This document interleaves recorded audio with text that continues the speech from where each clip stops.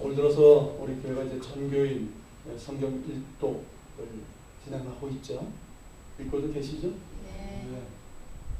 이제 9월로 이제 좀 있으면 접어들게 되는데 풍성한 수확이 쫓을 줄로 믿습니다. 아멘이 없으세요? 아멘. 그러니까 봄에 수확하고 지금 끝났어요. 그 다음에 지금 나오지 않고 있습니다.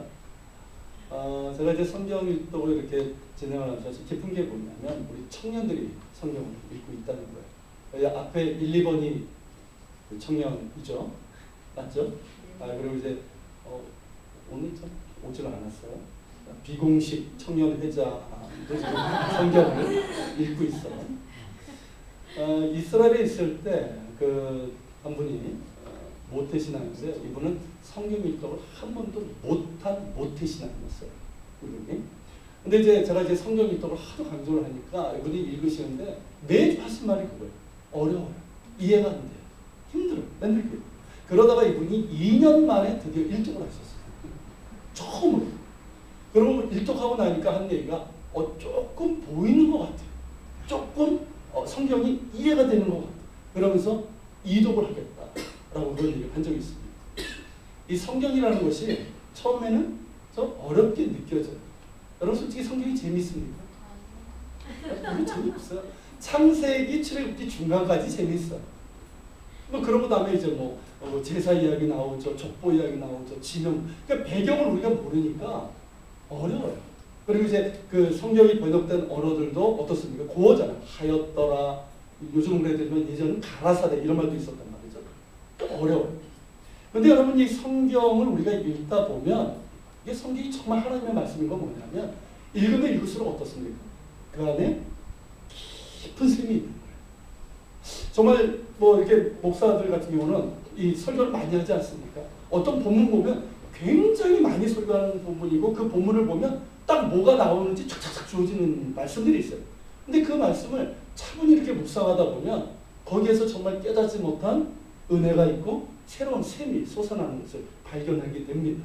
이게 하나님의 말씀이에요. 여러분 하나님의 말씀을 통해서 우리는 하나님을 아는 지식을 얻게 됩니다. 하나님을 경외하는 지혜를 얻게 돼요. 구원에 이르는 지식에 이르게 되고 세상을 이길 수 있는 지혜와 능력도 말씀을 통해서 얻을 수 있습니다. 여러분 기도와 말씀으로 거룩해진다고 그랬잖아요. 여러분 거룩의 능력이 이 말씀 가운데 있습니다. 하나님의 말씀은 살아있고 운동력이 있다고 했어요. 이 말이 뭡니까 여러분? 그냥 책이 아니라는 뜻이에요. 정말 하나님의 말씀을 가까이 하고 읽는 자에게는 그 말씀이 그 안에서 역사해서 그의 내면을 치유하시고 회복시키시고 하나님의 충만하심으로 채워주십니다. 할렐루야. 성경을 읽으시기 바랍니다. 근데 우리가 이제 성경을 읽다 보면 이제 만나는 어떤 어려움, 맡기는 것이 이 족보죠. 제가 이제 족보는 마태복음 1장을 한번 강의할 때 말씀을 드린 적이 있었는데 이 성경의 족보는 참 재미없어요, 솔직히. 그러니까 익숙한 이름도 아니고 태정태선 문단세도 아니잖아요. 그러니까 익숙한 이름도 아니고 낯설다 보니까 익숙하지 않고 또 누구를 낳았다 보니까 그냥 이게 언제 끝나나 그냥 읽는 건지 많은 건지 그러고 넘어간단 말이죠. 근데 우리가 이 족보를 성경의 전체적인 흐름을 보고 그걸 보면 이 족보는 그 안에 굉장한 복음의 메시지가 담겨져 있습니다. 특별히 여러분 어떤 사건, 그러니까 누가 이제 어떤 중요한 인물을 얘기하기 전에 족보를 얘기하잖아요. 그건 뭐냐면 이 사람의 뿌리가 누구다 이걸 얘기하는 게 아니에요. 뭐냐면 자 가령 이제 마태복음 1장에 나오는 예수님의 경우를 보면 여러분 예수님 그냥 예수 그리스도 이 세상에 나셨다라고 할 수 있지만 족보를 얘기하는 이유가 뭡니까? 이유가 뭐예요? 예수께서 이 땅에 오심은 아브라함과 다윗으로부터 구약의 수많은 선지자를 통해서 약속하신 예언의 성취다. 그걸 얘기하십니다. 그 약속을 이루시기 위해서 하나님께서 어떻게 일하셨는가를 보여주는 거예요. 그 족보에는 순종의 사람들이 있죠. 믿음의 사람들이 있어요. 그 믿음의 사람들을 통해서 순종을 통해서 어떻게 역사하셨고 반면에 불순종의 사람들이 있었어요. 그 사람들을 통해서도 또 하나님께서 어떻게 선으로 역사하셨는지를 보여주는 게 그게 족보예요. 여러분 그렇기 때문에 이 족보를 읽을 때 이런 눈들이 열리기를 축복합니다. 그러면 족보도 재밌어져. 은혜가 있게 됩니다. 근데 여러분 이렇게 족보를 읽어보면 이게 대부분 이제 누가 누구를 낳았다 이런 식으로 게다가 어떤 특별한 인물들 같은 경우는 이렇게 몇 줄 더 할애를 하는 경우가 있습니다. 대표적인 인물이 누구죠? 역대하 4장에 나오는 그 유명한 사람이죠. 누굽니까? 누구의 기도? 야베스죠. 야베스의 기도예요. 자, 이 사람 같은 경우는 역대기가 사실 어려워요. 1장부터 9장까지 족보예요. 쉽지 않은 코스입니다. 근데 이제 중간에 야베스 같은 경우는 다른 사람 딱 한 줄인데 이 사람은 몇 줄을 다 할애합니다. 왜일까요? 그 이유가 있는 거예요. 그건 뭐냐면 그 족보를 통해서 하나님께서 무언가 우리에게 말씀하시는 게 있는 거예요. 그게 뭐냐면 여러분 야베스가 뭡니까? 야베스의 이름이 뜻이에요. 그가 고통스럽다. 고통을 받았다. 이 뜻이에요. 물론 이제 그의 인생이 다 뭔지 모르지만 그는 분명히 고통스러운 출생에 어떤 비밀이 있는 거예요. 이해가 되십니까? 출생 자체가 고통스럽고 인생 자체가 고통이었어요. 그런데 하나님께서 어떻게 하셨다는 거예요? 그가 하나님을 구했어요. 하나님의 은혜를 구했어요. 그런데 하나님께서 그로 하여금 그 환난을 면하게 하시고 그에게 복을 주셨다. 하나님의 얼굴을 구하는 자에게 주시는 은혜를 얘기하는 거예요. 여러분 오늘 우리가 본문에서 보는 데라도 마찬가지입니다. 족보가 분명히 나오는데 이 데라의 경우는 어떻습니까? 다른 사람들에 비해서 6줄 정도 더 할애를 하고 있어요. 왜일까요? 이유가 뭘까요? 우리가 이제 쉽게 생각하면 데라는 누구의 아버지이기 때문에? 아브라함 아버지이기 때문에. 아브라함이 보통 사람입니까? 믿음의 조상입니다. 그러니까 그 믿음의 조상 아브라함을 얘기하기 전에 그의 아버지가 누구였다라고 그렇게 소개하는 걸로 우리가 생각하기 쉬워요. 그런데 이 데라의 이 데라에 대한 이 내용을 이렇게 보면은 여기엔 더 중요한 그런 메시지가 담겨져 있다는 거예요. 하나님께서 이 데라의 가정에서 일어났던 일을 통해서 우리에게 말씀하시고자 하는 그런 바가 있다는 것이죠. 오늘 그것을 여러분과 함께 나누려고 합니다. 여러분 데라는 우리가 이제 이미 우리가 아는 것처럼 아브라함의 아버지입니다. 그런데 여러분 이 데라에게서 우리가 기대할 수 있는 나름대로 기대할 수 있고 어떤 짐작할 수 있는 아주 중요한 것이 있어요. 그게 뭐냐면 여러분 10절 한번 보십시오. 본문 10절 한번 보세요. 그 10절에 보면 이제 족보가 시작이 되죠. 뭐라고 시작됩니까? 셈의 족보는 이러하니라. 이러면서 이제 족보가 쭉 시작되다가 데라가 나오는 거예요. 여러분 셈이 누굽니까? 셈이 누구죠? 노아의 아들이죠. 세 아들 중에 장남입니다. 그러니까 이 데라는 어떤 사람이다? 노아와 셈의 후손이다. 이 뜻이에요. 자, 이 말은 뭐냐면 자, 데라에게서 무엇을 기대할 수 있다? 노아에게 있었던 그 믿음, 셈에게 있었던 그 믿음의 유산을 우리가 기대할 수 있다. 이 뜻이에요. 여러분 우리나라도 보면 우리나라 이제 기독교 역사가 그렇게 깊지 않으니까 이게 뭐 3, 4대 이런 분들도 있고 요즘은 5대째 신앙인 분들도 있더라고요. 자, 그런 분들을 보면 참 부럽기도 한데 여러분 그런 분들이 이렇게 만나면 농담 삼아 그래요. 저는 모태 신앙인데 모태 신앙인 이런 얘기 하잖아요. 근데 그런 분들을 보면 이렇게 뭐 뜨겁고 이런 것들은 이제 별로 없는 경우가 있어요. 그런데 그 신앙의 어떤 유산이랄까 이런 것을 결국 무시할 수가 없습니다. 왜냐하면 어렸을 때부터 뭘 보고 자랍니까? 부모님들의 그 신앙을 보고 자라는 거예요. 할아버지 할머니들의 신앙을 보는 거예요. 기도하는 모습, 신앙적으로 고민하고 이런 모습들을 보는 거예요. 근데 그것이 그들의 어떤 하나 이제 몸으로 배어 있지만 이게 전통으로 있는 거예요. 그러니까 뜨겁지 않을지는 몰라도 어떻습니까? 흔들리지 않냐는 이런 깊이가 있어요. 견고한. 그러니까 그런 분들이 정말 부모님의 하나님이 아니라 나의 하나님으로 만나게 되면 정말 뜨거워지고 정말 깊이 있게 하나님 일을 감당할 수 있는 거죠. 제가 다녔던 이제 장로 신학대학교 신학대학원에 그 주기철 목사님 아시죠? 네, 주기철 목사님의 손자인 교수님이 계셨어요. 지금 이제 그 교수직에서 이제 일반 목회로 지금 하고 계시는데 여러분 주기철 목사님은 어떤 분이십니까? 순교자잖아요. 그죠? 일제 때 그 신사참배 거부하다가 옥중에서 이제 순교하신 분인데 이분의 손자예요. 이분이 이제 설교학 교수였는데 제가 이제 1학년 때 이제 첫 수업 이제 여러 과목들이지 않습니까? 교수님들이 들어오면 이제 나름대로 이제 존경을 구하는데 이분이 딱 들어올 때는 분위기가 달라지는 거예요. 이분이 딱 들어오니까 갑자기 분위기가 이렇게 막 뭐라고 해야 되나? 엄숙해지고 경건해지고 그 느낌 아세요? 그런 느낌인 거예요. 왜일까요, 여러분? 이분이 주기철 목사님의 손자이기 때문에 뭐 이분이 뭐 대단한 카리스마가 있는 것도 아니에요. 굉장히 이제 온화하시고 그런 분이에요. 근데 이분이 이제 주기철 목사라는 그 하나 목사의 손자라는 그 하나 때문에 그분이 들어오니까 분위기가 굉장히 엄숙해지고 경건해지고 뭐 알아서도 이렇게 막 이렇게 경건해지더라고요. 뭐 지금 이제 목회를 하고 계시지만 여러분 왜 그런 겁니까, 여러분? 주기철 목사의 손자라고 했을 때는 그 주기철 목사님의 신앙과 그런 어떤 순교자적인 그런 삶이 기대가 되는 거예요. 그렇죠? 그리고 실제로 이분은 그런 기대에 맞게끔 그렇게 신앙과 그런 삶에 있어서 그걸 보여주십니다. 그래서 존경받았던 분입니다. 여러분 데라가 이런 경우예요. 자, 그가 노아와 셈의 후손이라는 점은 뭐냐면 노아에게 있었던 그 순종의 믿음, 순수한 믿음, 의인의 그 믿음을 기대하게 만듭니다.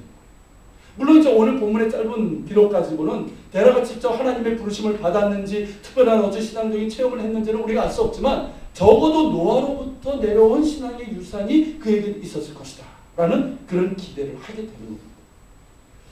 자, 그런 이제 배경을 가지고 이런 맥락을 가지고 우리가 이제 보게 되면 자, 데라는요 우선은 이 사람은 가장이었어요. 그리고 이제 한 부족의 족장이었습니다. 이 족장이 의미하시죠? 그때 대가족이니까 이 족장이었습니다.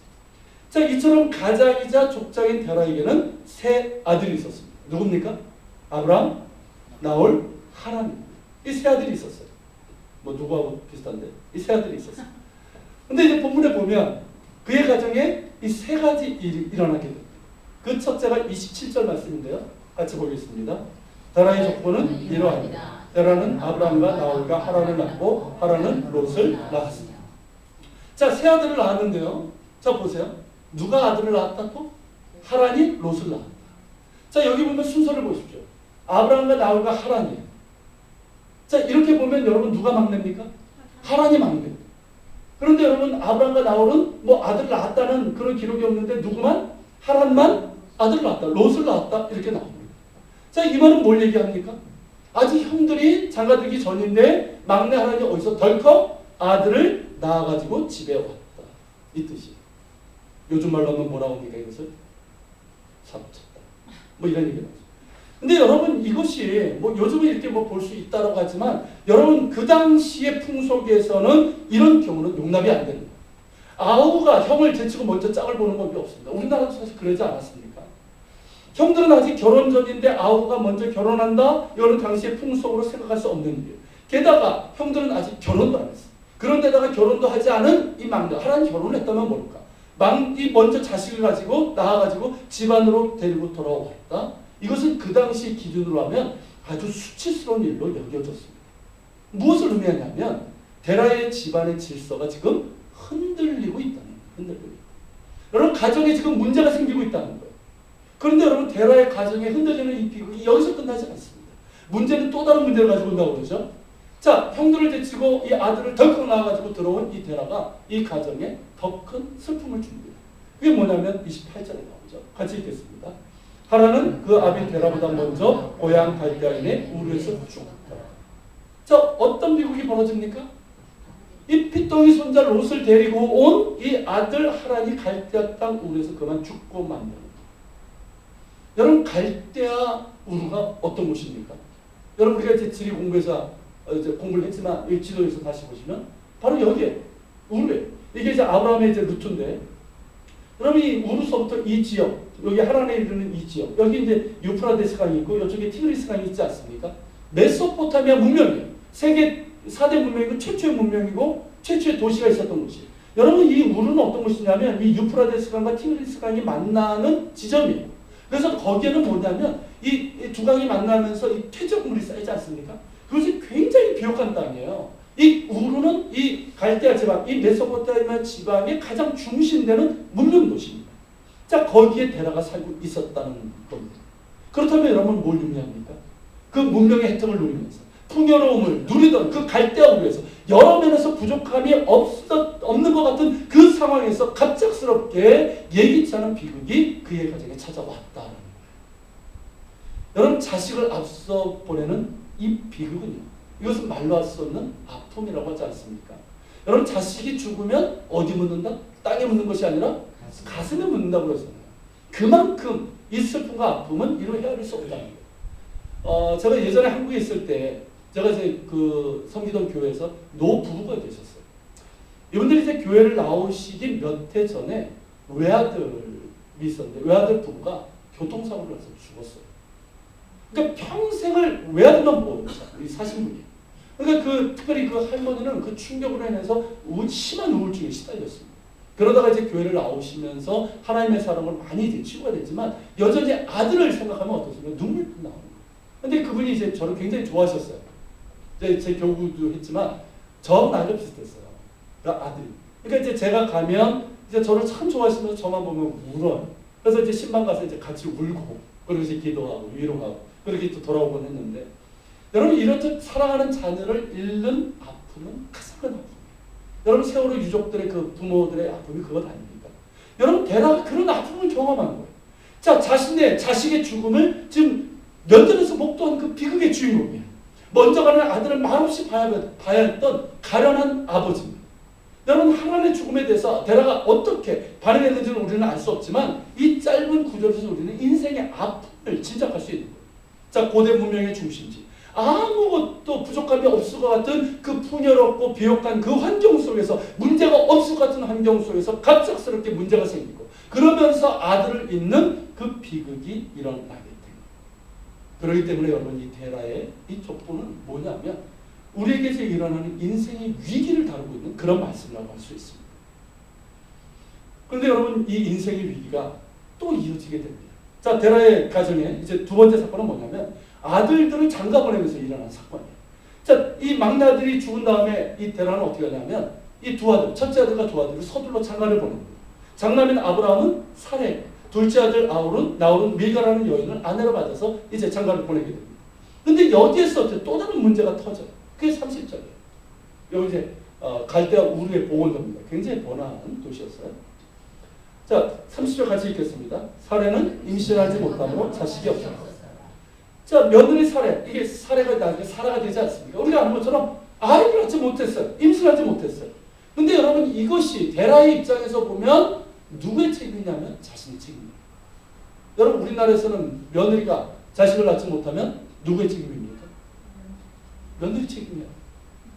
참. 예전에는 참 며느리들이 참 살기 힘든 그런 시대였는데. 근데 여러분 이 당시 기준을 보면 며느리가 자식을 낳지 못하면 누구의 책임이냐면 가장의 책임이에요.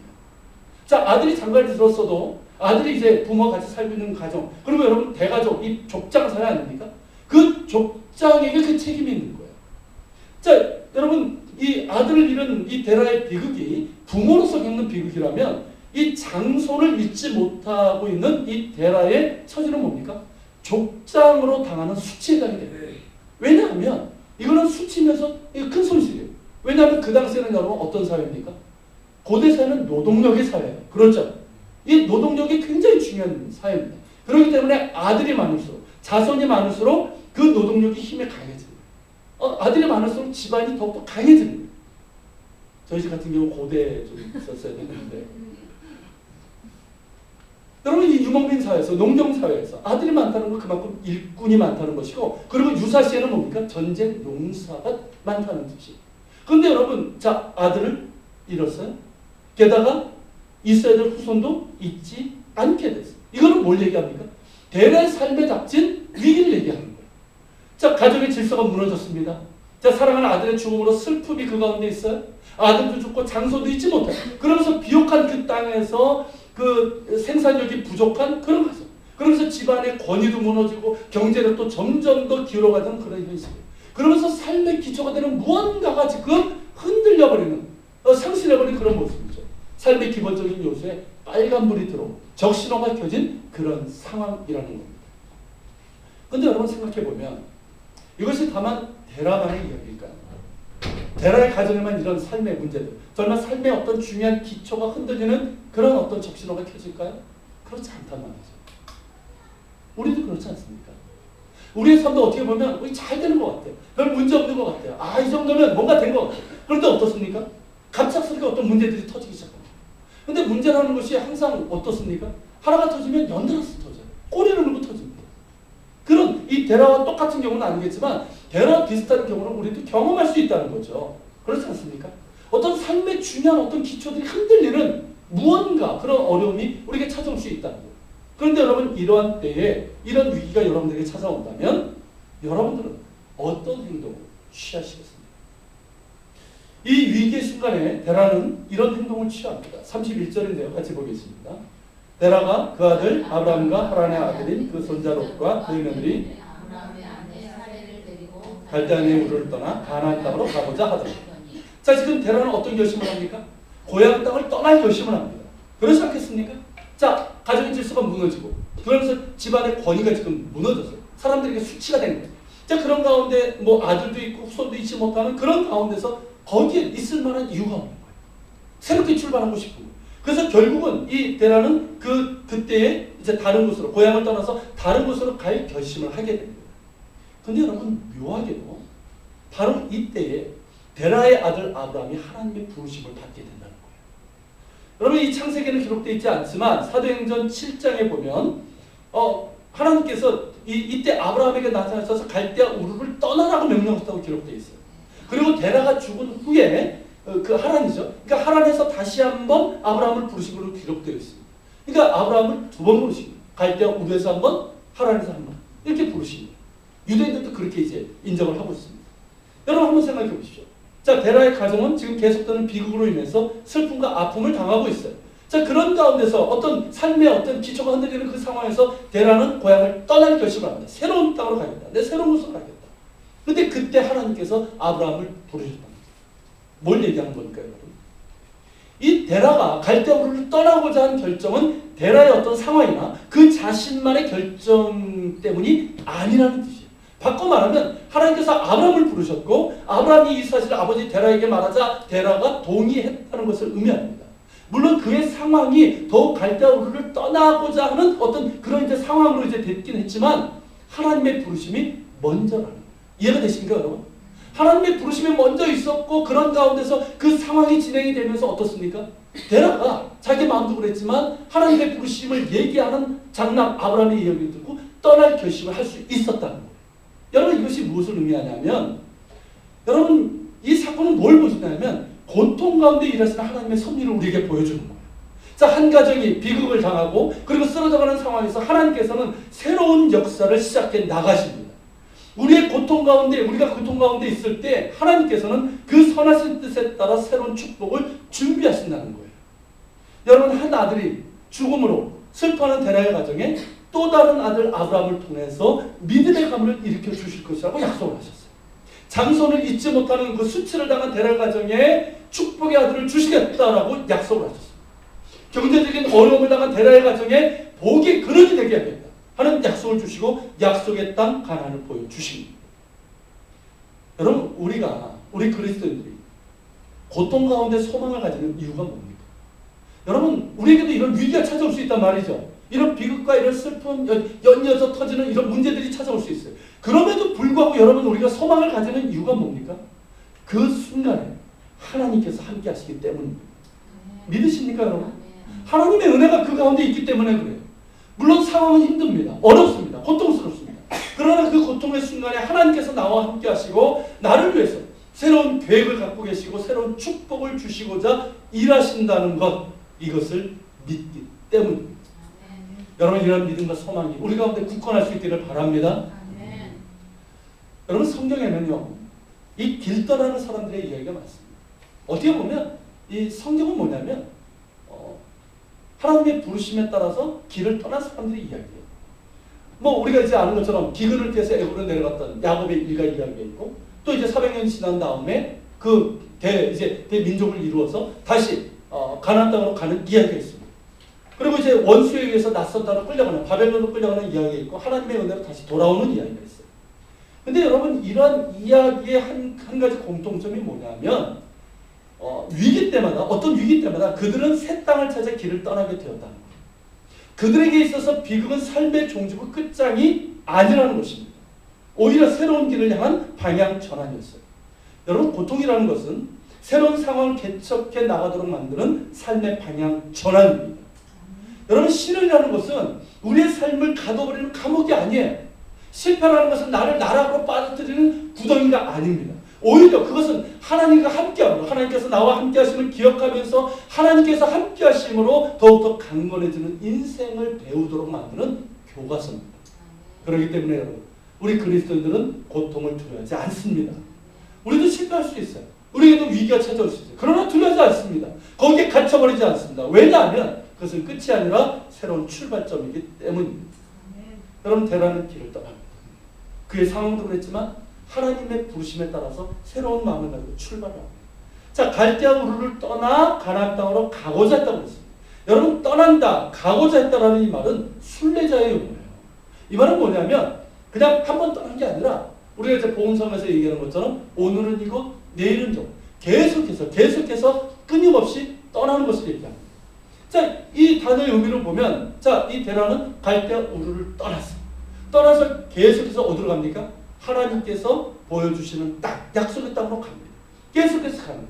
그런데 계속해서 가다가 돌연 이 데라가 그 여정을 포기하고 갑니다. 미안서로 끝나게 됩니다.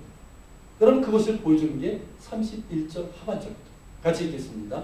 하란에 이르러 거기 거류하였으며 데라는 나이가 205세가 되어 하란에서 죽었다. 자, 여기 보면 거기 거류했다고 했어요. 여러분 거류했다는 뜻은 뭔지 압니까? 아예 정착하며 살았다 이 뜻이에요. 자, 가나안 땅으로 약속의 땅으로 향하던 이 데라가 돌연 그 순례를 포기하고 거기 머물러 살고 말았다는 겁니다. 자, 위기의 순간 그 위기를 박차고 하나님의 부르심을 따라서 약속의 땅으로 가다가 돌연 그 순례를 중단하고 말았다는 것이죠. 우리는 이 데라가 왜 순례를 중단했는지를 이 본문을 통해서 정확히 알 수가 없습니다. 그것이 이제 기록하고 있지 않기 때문입니다. 그런데 성경의 다른 곳을 통해서 우리는 그 이유를 찾아볼 수가 있어요. 그게 뭐냐면 여호수아서 24장 2절 말씀. 같이 읽겠습니다. 여호수아가 모든 백성에게 이르되 이스라엘 하나님 여호와께서 이같이 말씀하시기를 옛적에 너희의 조상들 곧 아브라함의 아버지 나홀의 아버지 따라가 강 저쪽에 거주하여 다른 신들을 섬겼다. 자, 보십시오. 자, 데라가 강 저쪽에 거주하여 다른 신들을 섬겼다고 했어요. 여러분 강 저쪽이 어디입니까? 강 저쪽이 한강 이북. 강이 어디냐면 여기죠. 그러니까 요 여호수아가 얘기할 때는 이스라엘 땅이니까 요 강 어떤 강입니까? 유프라데스 강. 이 유프라데스 강 저쪽. 그러니까 하란과 여기 우르를 얘기하는. 자, 거기 있을 때 우르에 있을 때도 마찬가지고 하란에 있을 때도 데라는 뭘 섬겼다? 다른 신들을 섬겼다. 자, 이게 뭐냐면요. 여러분이 우연에 일칠지 모르지만 이 갈대아 우르와 저쪽 하란은요. 똑같은 신을 섬기고 있었습니다. 같은 메소포타미아 문명이거든요. 그게 다신이잖아요. 다신교니까 여러 신들을 섬겼는데 그 중에 주신이 뭐냐면 달신이에요. 여러분 종교가 같다는 얘기는 뭡니까? 그 당시에 종교가 같다는 것은 문화가 같다라는 거예요. 게다가 이 우르와 이 하란은 굉장히 먼 거리긴 하지만 이 언어가 소통이 되는 곳이에요. 약간의 방언만 있었지 소통이 되는 거예요. 그러니까 여러분 어떻습니까? 자, 문화도 비슷하고 또 이게 유프라데스 강 상류에 있기 때문에 굉장히 비옥한 곳이 하란 역시. 자, 비옥하죠. 문명의 중심지입니다. 자, 거기에 이르게 된 거예요. 자, 갈대아 우르를 향해서 쭉 강을 따라 올라갑니다. 가다가 하란에 정착했어요. 정착을 했더니 어떻습니까? 모든 것이 어디와 똑같아요? 자기가 살았던 우르와 똑같은 거예요. 자, 모든 상황이 비슷하고 똑같습니다. 이 말은 뭡니까? 익숙함이에요. 그 익숙함이 그에게 찾아온 겁니다. 여러분, 우리에게 어떤 익숙함이 찾아옵니다. 그리고 여러분 이 날래자, 순례자, 자기의 모든 삶을 저버리고 떠나는 사람들은 어떻습니까? 굉장히 고된 거예요. 힘든 거예요. 근데 여기는 어떻습니까? 비옥한 땅이에요. 모든 것이 다 갖춰져 있습니다. 그러니까 어떻습니까? 안락함의 욕입니다. 그 안락함 속에서 익숙함에 그는 주저앉고 납니다. 주저앉으면서 어떻게 됩니까? 그나마 그에게서 기대했던 노아의 신앙, 셈의 신앙, 하나님께 대한 그 신앙조차 저버리게 된다. 그러면서 거기에 있는 신들을 섬기게 됩니다. 신앙의 경주를 저버리고 말합니다. 여러분 여기서 우리는 큰 아쉬움을 느낄 수밖에 없어요. 왜냐하면 데라의 신앙 여정이 미안서로 끝나고 말았기 때문입니다. 여러분 하란이라는 것은 어떤 곳이냐면 그 이름이 교차로라는 뜻을 갖고 있어요. 하란은 실제로 어떠냐면 여기 이제 빨간색 이게 뭡니까 여러분 빨간색이? 이게 공부하셨잖아요. 저 뭡니까? 그 당시에 인터내셔널 하이웨이 국제도로예요. 해변길이라고. 이 그림에서도 보죠. 여러분 이 하란은 어떤 곳이냐면 이 내려가면 우르로 내려갑니다. 내려가면 가나안 땅에 애굽으로 가게 됩니다. 그리고 저쪽으로 가면은 서쪽으로 가면은 터키 소아시아. 그리고 북쪽으로 가면은 저쪽 카스피해 쪽으로 연결이 됩니다. 여러분 이 하란이라는 것은 교차로예요. 그 이름 뜻도 교차로지만 그러니까 교차로니까 어떻습니까? 굉장히 번영하고 그렇게 발달한 그런 곳이에요. 근데 여러분 교차로라는 것은 어떻습니까? 거기는 머무는 곳이 아니에요. 그렇죠? 교차로는 거기에서 잠시 쉬면서 힘을 얻고 또 이제 점검을 하면서 다시금 떠나려는 준비를 하는 곳이지 걸고 눌려 앉는 곳이 아니에요. 근데 여러분이 데라는 어땠습니까? 이 교차로는 하란에서 그냥 주저앉고 만 거예요. 거기서 그냥 점검만 하면 되는 거예요. 다시 좀 식량도 얻고 그렇게 하면서 점검을 하고 떠났어야 되는데 거기서 주저앉고 만 거예요. 왜? 그 익숙함, 그 편안함, 안락함에 주저앉고 만 거예요. 그래서 그는 미완성으로 끝났어요. 미완성으로 끝났어요. 하나님께서 부르셨음에도 불구하고 부르심을 완성하지 못한 채로 미완성으로 끝났어요. 이럴까 저럴까 하는 그 갈림길에서 결단하지 못한 채로 미완성으로 끝나고 말았습니다. 여러분, 순례를 떠난 자는 누구나 하란을 거치게 됩니다. 여러분, 우리의 신앙은 뭡니까? 우리의 신앙 여정은 똑같아요. 우리의 신앙 여정은 뭐냐면 순례입니다. 그렇죠? 하나님께서 우리를 부르셨고 우리는 순례 여정을 가고 있습니다. 근데 우리가 가다 보면 우리도 똑같이 뭘 만나게 됩니까? 하란을 만나게 돼요. 여러분, 그 하란은 뭡니까, 여러분? 우리에게 어떤 익숙함, 우리의 안락함, 어떤 유혹이에요. 어떤 우리가 타성 속에, 관습 속에, 이런 것에 이제 현실의 안락함 속에 우리가 주저앉고 마는 그 순간입니다. 여러분, 이것이 우리에게 있지 않습니까? 여러분, 그런 순간이 나의 하란이 되는 한 우리의 여정은 미완성으로 끝나고 말게 됩니다. 그러나 여러분, 우리의 신앙의 여정은 미완성으로 끝나서는 안 돼요. 결코 끝나서는 안 됩니다. 여러분, 그렇기 때문에 우리가 사도 바울의 이 고백이 우리에게 큰 도전을 주고 우리가 나아갈 방향을 제시합니다. 여러분, 사도 바울이 뭐라고 고백합니까? 같이 한번 읽겠습니다. 내가 이미 얻었던가 하며 온전히 이루었던가 하며 오직 내가 그리스도 예수께 잡힌 바 된 그것을 잡으려고 달려간다. 형제들아, 나는 아직 내가 잡은 줄로 여기지 아니하고 오직 한 일, 즉 뒤에 있는 것을 잊어버리고 앞에 있는 것을 잡으려고 푯대를 향하여 그리스도 예수 안에서 하나님이 위에서 부르신 부름의 상을 위하여 달려가노라. 자, 한 번 더 보겠습니다. 디모데후서 4장인데 나는 선한 싸움을 싸우고 나의 달려갈 길을 마치고 믿음을 지켰으니 이제 오로는 나를 위하여 위에 멸류관이 예비되었으므로 주 곧 의로우신 재판장이 그날에 내게 주실 것이며 내게만 아니라 주의 나타나심을 사모하는 모든 자에게 도리라. 자, 여러분, 우리가 데라에서 느끼는 게 뭐였습니까? 미완성이 아쉬움이잖아요. 그렇다면 여러분, 사도 바울의 고백에서 우리가 받는 그 교훈은 뭡니까? 그 미완성이 아닌 우리가 정말 하나님께서 부르신 부름의 상을 향해서 나아가는 그런 모습입니다. 여러분, 하나님께서 우리를 부르신 것 자체는 우리가 순례의 여정에 들어섰다는 걸 의미합니다. 우리는 순례자입니다. 여러분, 이것을 기억하십니까? 우리는 순례자. 하나님께서 부르셨어요. 우리에게는 부르심의 상이 있다는 거예요. 왜 하나님께서 여러분을 택하시고 여러분을 부르셨습니까? 그냥 이 땅에서 잘 먹고 잘 살라고? 아니란 말이에요. 하나님께서 우리를 부르신 이유가 있어요. 부름의 상이 있어요. 정말 장사에 이루어질 하나님 나라를 소망하며 이 땅에서 하나님 나라를 구하라는 거예요. 우리에게 주어진 표대가 있단 말이에요. 믿으십니까, 여러분? 여러분, 그것을 가지고 우리가 나아가는 거예요.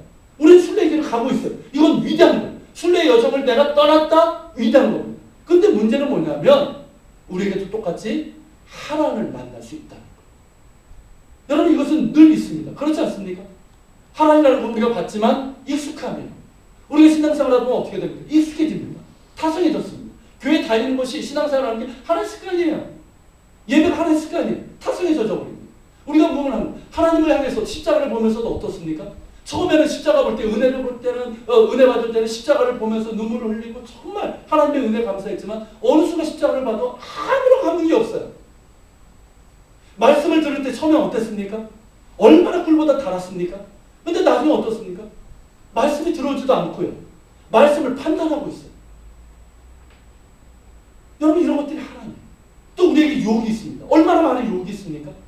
그냥 여기서 주저앉지 말고 여기 그만하라는, 이 정도면 됐다는 거예요. 또 안락함이죠. 세상에 안락함이 있어요. 이런 것들이 우리 하나님. 여러분, 우리의 순례를 멈추게 하는, 우리를 주저앉게 만들고 우리의 타성에 만들고 우리를 그 자리에 머물게 만드는 이런 하나님이 우리에게 있다는 거예요. 여러분들에게 있어서 하나님은 뭡니까? 저에게도 있어요. 여러분, 그 하나님은 뭡니까? 이것을 점검해야 됩니다. 그리고 여러분, 중요한 것은 뭐냐면 그것이 무엇이든 간에 거기에 머물러서는 안 됩니다. 거기서 머물러서는 안 됩니다. 여러분, 떠나야 됩니다. 버려야 돼요. 결단해야 됩니다. 일어서야 됩니다. 여러분, 우리는 순례자입니다. 하나님에 머물러서 거기에 안락함과 익숙함이 있어서 그냥 주저앉고 많은 사람이 아니라 하나님께서 우리를 부르신 부름의 상을 향해서, 약속의 땅을 향해서, 가나안 땅에서 나아가야 되는 순례자입니다. 기억하십시오. 이것을 향해서 나아갈 수 있길 바랍니다. 예전에 여러분 제가 아는 분이 교사였는데 이제 어느 교회 이제 부흥회를 갔다가 그 부흥회에서 부흥사가 이런 질문을 했다고 해요. 당신은 불타는 숯덩이인가? 아니면 다 불타버린, 꺼져버린 그런 숯덩이인가? 이 질문을 했다. 그래서 그 말을 듣고 자신의 영적인 상태를 보니까 불타는 숯덩이가 아니라 다 타버린 숯덩어리가 되어버렸다. 여러분 어떻습니까? 여러분은 불타는 숯덩이입니까? 아니면 다 타버린 숯덩이입니까? 아니면 아직 타지 않은, 불이 안 붙었나요? 여러분들의 영적인 상태를 돌아볼 수 있길 바랍니다. 여러분 안에 정말 한때는 불타는 숯덩이처럼 뜨거운 믿음, 그걸 가지고 열심히 봉사하고 신앙생활을 했다면 지금은 그것이 소진되고 식어져 버려서 마치 다 타버린 숯덩이처럼 되어버렸다면 다시금 성령의 은혜로 다시금 불 붙을 수 있기를 바랍니다. 아멘. 여러분 현실과 습관과 타성에 젖어서 그 자리에 머물러 있는 분들이 있다면 다시금 일어설 수 있기를 바랍니다. 앞으로 나아가십시오. 현실의 안락함, 익숙함에 여러분 안주하지 마십시오. 왜냐하면 푯대가 있기 때문입니다. 사도 바울은 그것을 봤어요. 여러분 그건 뭐라고 합니까? 내가 이뤘다는 아니라 온전히 이뤘다는 아니라는 거예요. 여러분 사도 바울을 보면 얼마나 안일을 했습니까? 우리가 생각할 때는 이 정도면 그가 뭐 이 정도면 만족하면서 뭔가 지금 머무를 수 있을 것 같단 말이에요. 근데 사도 바울은 뭐라고 그럽니까? 아니라는 거예요. 내가 아직도 얻지 못했다. 내가 이루지 못했다. 나에게 푯대가 있다는 거예요. 그 푯대가 뭡니까? 나를 부르신 하나님의 부르심의 삶이에요. 나를 부르신 예수 그리스도를 닮아가는 거예요.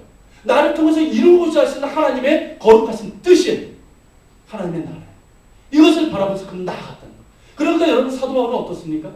그에게는 하나님이 없었어요. 그에게도 여러분 하나님을 찾아왔어요. 많은 유혹이 있고 어려움이 있었어요. 그렇지만 여러분 그 모든 하나님들을 그는 물리치고 펴들어서 나갈 수 있었어요. 여러분 이것이 우리의 고백이 되시기 바랍니다. 우리의 실제적인 삶이 될 수 있길 바랍니다. 어떤 면에서 보면 뭐 여러분 상태 개인적으로 제가 정확히 모르지만 우리는 어쩌면 하란에 있는지 모릅니다. 또 우리 교회도 어쩌면 하란에 지금 잠시 머물고 있는지 모릅니다. 근데 여러분 하란에 머물러서는 안 돼요. 여기는 머물고 주저앉는 곳이 아니에요. 다시 일어설 수 있길 바랍니다. 그래서 정말 하나님께서 우리를 통해서 이루고자 하시고 우리에게 부르신 부름의 상을 향해서 나아갈 수 있는 우리가 될 수 있기를 바랍니다. 아멘. 우리 찬양 같이 드리고 기도하는 시간을 갖겠습니다. 자, 주님 말씀하시면 이 찬양 드리고 같이 말씀 기도하는 시간을 갖겠습니다.